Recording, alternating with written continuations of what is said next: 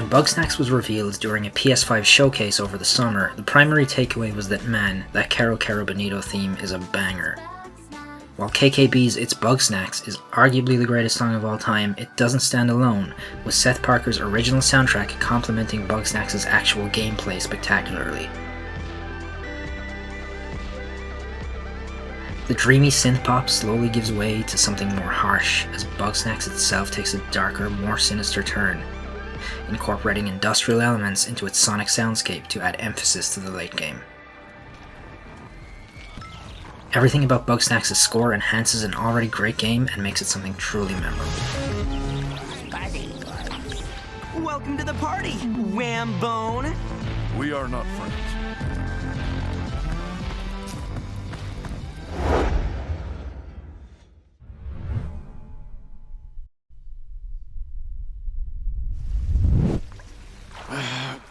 Damn it.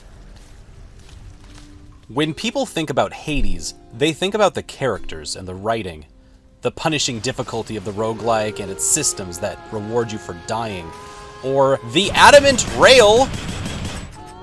But I'd argue that none of those on their own are what makes Hades so memorable for people. Games live and die almost exclusively on their audio, and the secret to what makes Hades so special is the intense focus on sound design that Supergiant Games, and especially Darren Korb, is known for. Korb sang and produced all of Orpheus's music in the game, voiced many characters including Zagreus, produced all of the thwacks, cracks, and that sickening chug that gives the adamant rail so much life, and even ran voice directing for every fully voice-acted line of dialogue. The amount of labor put into this game's audio is staggering, and even more for it to all come together so seamlessly explains why this game has grown to such a feverish pitch over the course of 2020. I've been playing this for over a year now, and I'm still finding new lines of dialogue and sounds that heat up each playthrough. Please just make sure to give Cerberus a little pet before your next run. There's a good boy.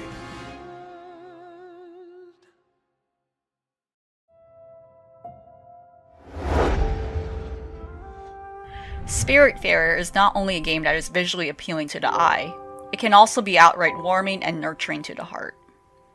In spite of its themes revolving around dying, Spiritfarer avoids getting crass or dark in its approach to the topic, instead re-examining it through a lens that is both invigorating and healing.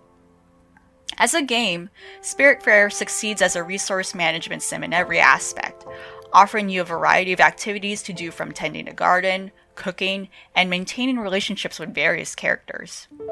Your desired outcome for each and every one of these tasks is ultimately about making others feel good, and it feels good doing it.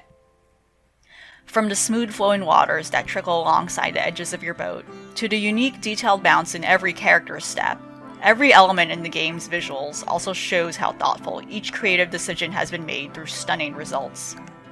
These subtleties add so much richness in places where the story intentionally lets you fill in the blanks, and further enhances the more specific moments that carry a lot of emotional weight, such as when you have to eventually let someone go.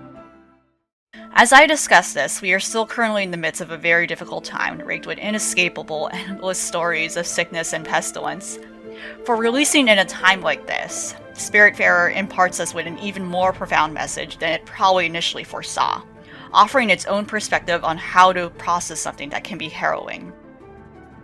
Although we can't easily hug others at this very moment like you can in-game, at the very least, through expressing love and care even at a distance, can we assure each other that pain and grief does not have to be endured alone?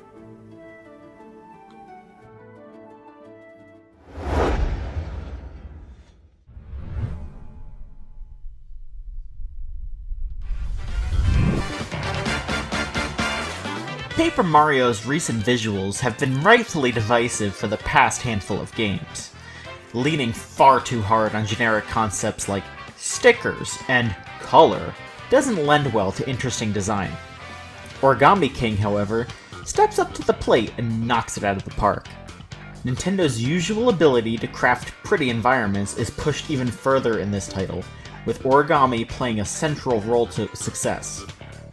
Many environments, characters, and items are made of folded paper, with each individual fold making sense as one you'd see on a real physical version of the item. They look like a person actually took the time to fold up some of these creatures. Beyond that, further interesting texture work, such as realistic dirt and water made of flowing paper, makes for a visual treat unlike any other this year. You can feel a sense of care worked into every single piece of art in this game, and it makes a person want to reach out and touch everything on screen. Origami King is steering Paper Mario back on track, and its visuals are a sign of good things to come for the franchise.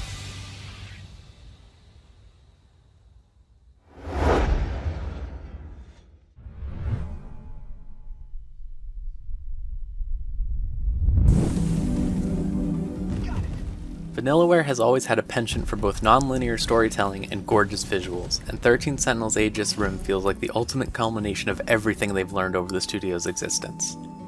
Alternating between a gorgeous Tokyo at sunset and more grey and dystopic settings, everywhere you look is handcrafted in such meticulous detail it's like wandering through an art museum.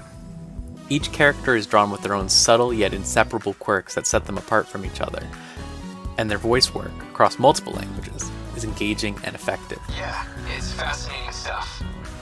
I'm reading about the Pacific War right now. The game even separates its more action-oriented gameplay from the main story's adventure game style, letting you slowly chip away at the story without having to dedicate too much brain power into the RTS combat at any given moment. Perhaps the most fascinating and well-executed part of 13 Sentinels is how it presents its core narrative. From the outside, a time travel game about 13 different protagonists across hundreds of years seems set for disaster, opening the door for all sorts of writing pitfalls. But somehow, 13 Sentinels not only manages to deliver a cohesive and compelling story, but manages to do it in a completely non-linear way, letting the player pick and choose which character to learn about and when, and somehow making it all flow together no matter the order. I've never seen a game quite like this. If more developers can take the right lessons from 13 Sentinels' presentation, the future of storytelling in games is going to be one hell of a wild time.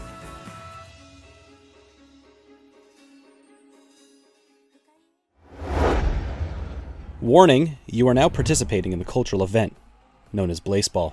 Good evening, sports fans, and welcome back to Yellowstone National Park, home of your Yellowstone Magic. Just about half an hour left until your Yellowstone Magic take on the Chicago firefighters, who are, need I remind you, from Chicago. When I look back on all of the incredible games I played this year, none of them filled me with nearly the amount of emotion that combining sports booking with collaborative storytelling and a lot of smart ARG design ever did. This modest website connected me with friends that I couldn't otherwise reach. Blaseball stayed genuine and silly while the world was way too dark and cynical to handle. I would not have made it through the summer if Scott hadn't told me about Dominic Marijuana, captain of the New York Millennials, may he rest in violence. There were many days during that cold summer that this was my reason for waking up, just to participate in a Discord server and watch a web page update. Foul ball, count is 1 and 2. This is some epic music for this moment, sports fans. I did not plan this. Ball 2, count is 2 and 2 for Gloria Bugsnax, and hits a single! Gloria Bugsnax is on first base. Moses Mason is batting for the Flowers. Will the Flowers grow into a win here? Hits a two-run home run! The Flowers shame the Jazz Hands! They are 13 and 11! Knowing that there are not only people who intensely care about building radically diverse, anti-capitalist, anarchistic worlds, but that we could then reflect that into a game that is mostly watching a spreadsheet run was incredibly inspiring. At one point, the Charleston Shoe Thieves were batting at the top of the 15th inning, and they hit a grand slam so hard that the event somehow broke the servers, causing 2 games to be played simultaneously with different results based on whether the grand was slammed or if it was considered an out. And the great unslam became one small event that ended up having huge rippling effects on every season afterwards. And for a moment, we witnessed parallel dimensions before us. There were hundreds of events like these that all compounded on each other over those 12 weeks, and it was always fascinating to see each event meticulously cataloged and then built upon. Blaseball deconstructed the boundaries of what games and game communities can be by building systems and rules around cruel and chaotic gods. This in turn brought fans together to fight for a better and more fair world.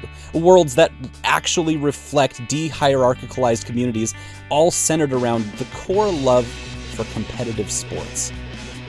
Together, we made music, we laughed, we cried, we litigated, we wrote fan fiction and statistical models, we stared at the eclipse, we killed gods, found heroes, and for a few moments we lived. And now it's over and it may never come back, but either way, I will never forget the summer where we are all loved Blaseball.